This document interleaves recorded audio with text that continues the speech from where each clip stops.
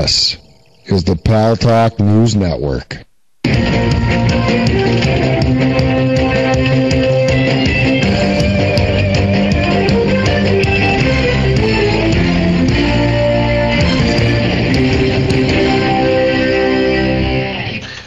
News Talk is online. News Talk Online, a production of paltalk.com, the largest multimedia interactive program on the internet with more than 4 million unique users, on demand on iTunes and on YouTube and on Blip TV and on my blog, GaryBaumgarten.com, where you're encouraged to post your comments, whether you agree with yours truly or not. No retribution.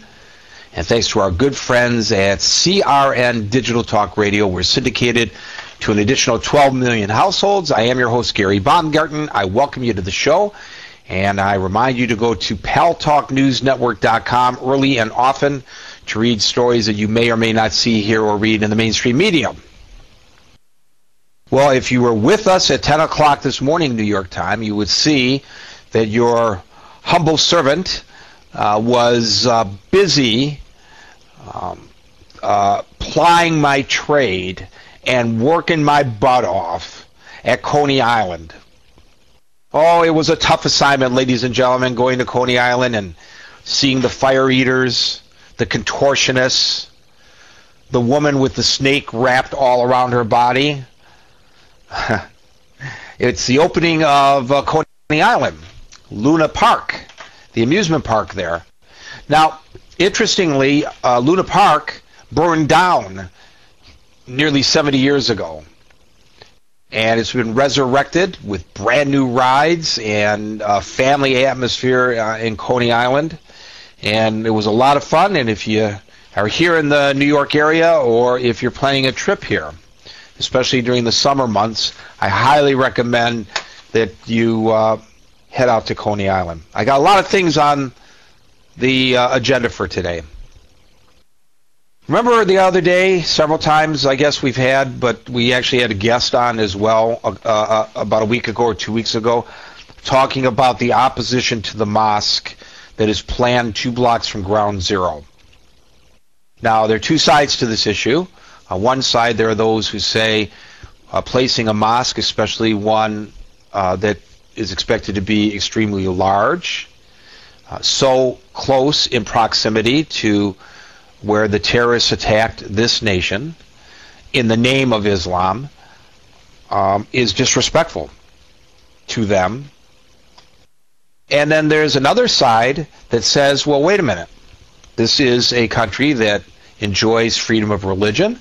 It was founded by people who fled religious oppression elsewhere in order to be able to freely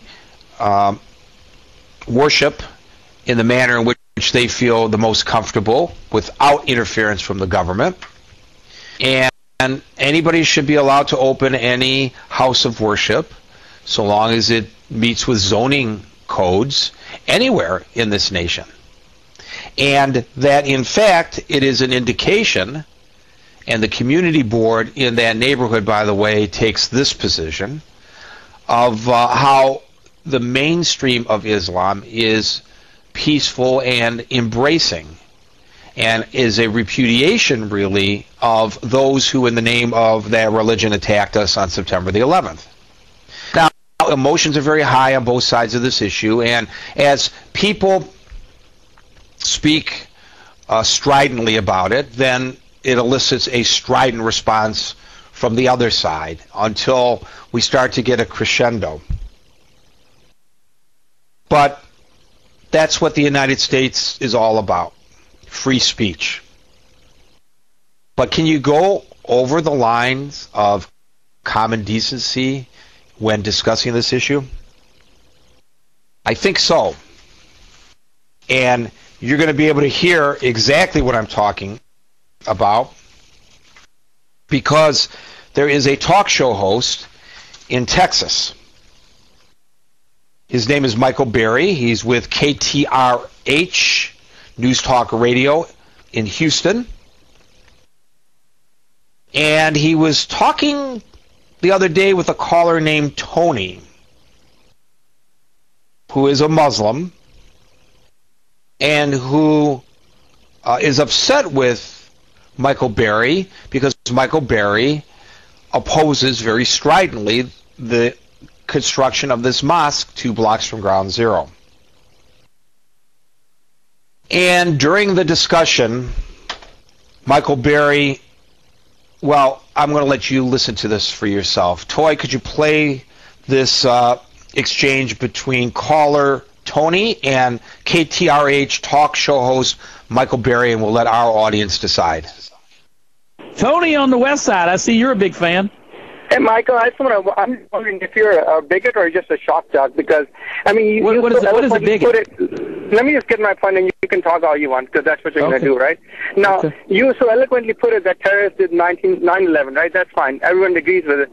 Then you beautifully go on to say they are building the mosque. Who's they? Who's this they are we talking about? I'm an American Muslim, so I'm not an American. I can't build a mosque where I want to. How are you attaching criminals who flew planes, terrorist murderers who flew planes into 1911 and linking them for building a mosque in New York? I mean, that just... Is Tony your real name? It is my real name. Well, it's my real name because people have called me Tony since ever I was born. That's why. Okay. So what difference does it make what my name is? You just don't sound like a Tony. What? All right. Really? Well, here's the deal. Like? No, Tony. You can't build a mosque. Why not? At the site of 9/11. Why not? No, you can't. Why not?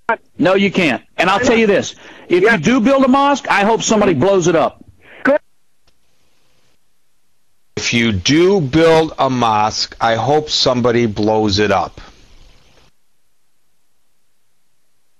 Well, of course, his comments have prompted the Council on American Islamic Relations to file a complaint with the FCC.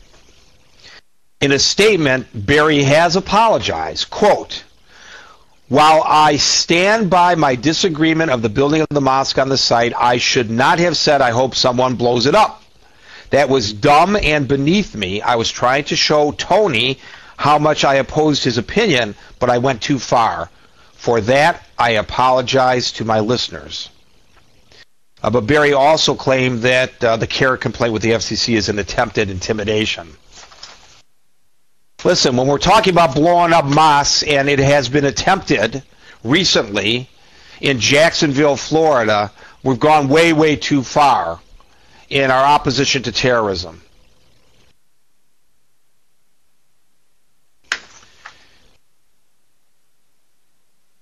Northampton, Massachusetts. There's an organization called the National Priorities Project Cost of War. They have a counter that's designed to count the total money appropriated for the Iraq and Afghanistan wars. By their calculations, in 2 days, Sunday, the total money appropriated by the citizens of the United States of America for the Iraq and Afghan wars will reach $1 trillion.